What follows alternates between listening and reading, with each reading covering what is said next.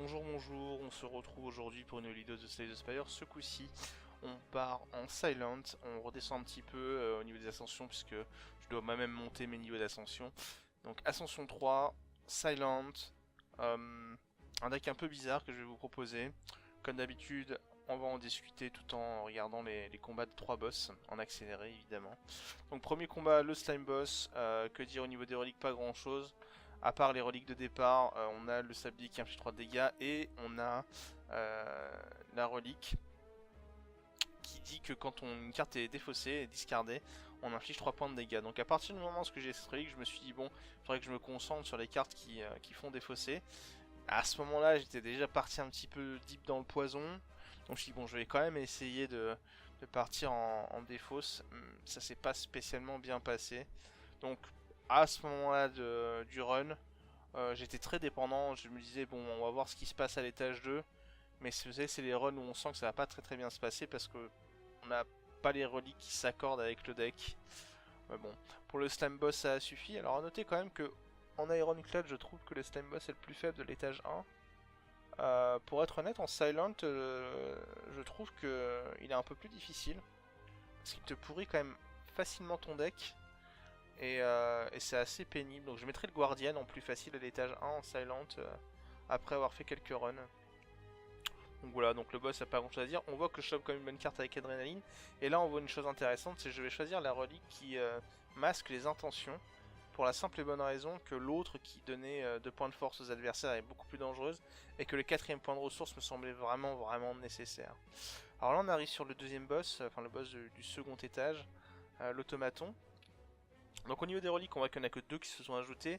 Le sac à dos qui permet d'avoir 2 cartes de plus dans sa main de départ, ainsi que l'espèce de griffe qui dit que tous les 3 skills joués pendant un tour, on inflige 5 points de dégâts à tout le monde. Donc à ce moment-là du run, j'étais pas spécialement plus avancé, comme vous le voyez comme dans les cartes que j'ai dans la main.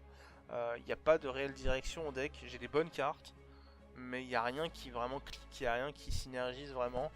Donc à ce moment-là, j'étais plus ou moins résigné à me dire bon, si ce run doit passer, ça sera en mode j'ai des bonnes cartes, on essaie de tirer le plus avec ce qu'on a, et puis voilà quoi. Hein. On va voir quand même que là sur ce combat, je vais passer pas très loin de la mort. Je pense que le mob il va me mettre le gros coup, je vais descendre très bas, je vais avoir un peu de chance d'avoir du bloc à ce moment-là. Mais je dois dire qu'à ce moment-là, j'étais pas très confiant pour l'étage numéro 3. Mais bon, je me suis dit, si jamais je prends un bon boss, si jamais j'ai une bonne relique, on sait jamais. Hein. Il suffisait que je prenne 2-3 Calculated Gamble, donc je sais pas ce que c'est en français. Et puis il y avait moyen, hein. Ou la relique de défausse qui fait du bloc, il y avait pas mal de choses qui pouvaient sauver mon run. Donc j'étais pas confiant, mais j'étais pas non plus défaitiste à ce moment-là du run. Donc là on voit que je suis passé pas très loin. Hein. Mais on va le finir sur ce coup-là. Voilà. Alors au niveau de l'étage 3, vous allez le voir. Alors pardon, voilà. Je vous laisse voir. Ah oui voilà, sur la relique.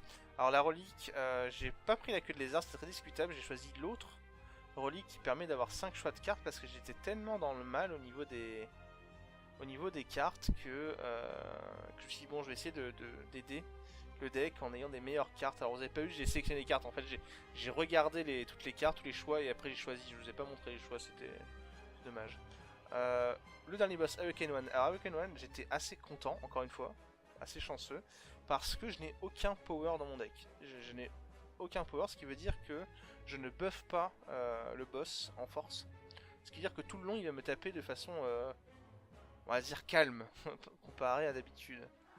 Au niveau des reliques, on voit que j'ai chopé l'encre, qui donne 10 de bloc au début des combats. C'était assez agréable quand j'ai monté le troisième étage. Et surtout, j'ai eu le crâne qui augmente de 1 les poisons à chaque fois qu'on en applique. Donc qui est un bon boost de DPS. Mais globalement, à part ça, le deck c'était encore un énorme patchwork de bonnes cartes. C'était pas spécialement efficace, mais pour le coup, ça a suffi. Euh, Après, ce que j'en déduis, c'est que si je fais ce genre de deck en ascension bien plus élevée, ça ne passera pas. Ça me paraît évident. Le deck était... Comment dire, il fallait que j'ai de la chance en fait pour passer. J'en ai eu. Ça se reproduira pas tous les jours, je pense. Un des problèmes que j'ai avec Silent en ce moment, c'est que j'ai tendance à prendre trop de cartes. C'est-à-dire que je trouve qu'il y a beaucoup de cartes qui sont très bonnes en Silent, du coup je les prends. Et je me retrouve avec un deck qui est bon, mais qui est pas dégénéré. Ou qui a du mal à dégénérer, qui est trop gros, qui touche pas les cartes clés. Euh, donc je dois mieux cibler les cartes que je veux. Je pense que c'est le mot d'ordre pour les prochains runs et pour les prochains niveaux d'ascension avec le Silent si je veux monter. Autant en Iron Cut, je suis assez confiant de finir et d'aller jusqu'au niveau 10. Bon, là j'ai commencé Silent pour changer un petit peu. Autant en Silent, je pense que j'ai encore pas mal de boulot entre guillemets pour bien comprendre toutes les mécaniques du jeu et toutes les valeurs des cartes et mieux hiérarchiser les cartes et mieux les choisir tout simplement quand j'ai le choix. Voilà. J'ai tendance à mélanger les archétypes. Alors je profite de cette fin de combat pour faire la pub habituelle en vous disant que le channel twitch.tv/momcards est votre ami. Vous y retrouverez pas mal de gens qui jouent quotidiennement à Slay the Spire, qui streament quotidiennement du Slay the Spire. Quant à moi, au niveau du contenu, je vais continuer à diffuser des vidéos YouTube à chaque fois que je vais finir un niveau d'ascension, que ce soit en Ironclad ou en Silent. Si vous avez des suggestions ou des demandes, n'hésitez pas à les mettre en commentaire, je tâcherai de répondre d'une façon ou d'une autre. Et puis voilà. Alors je vous mets quand même la decklist, donc là il y a malheureusement vraiment rien à commenter. C'était un gros patchwork, les reliques étaient pas exceptionnelles, les cartes étaient pas exceptionnelles. On voit que j'ai du Dagger Straw pour la discard, on voit aussi que j'ai du poison, on voit que j'ai du panache pour spammer, on voit que j'ai du prédateur, enfin il y avait de tout, il y avait de rien, donc genre de deck à éviter je pense à l'avenir, hein, tout simplement. Bref, sur ce je vais vous laisser, je vous dis à ciao bye bye et à une prochaine vidéo.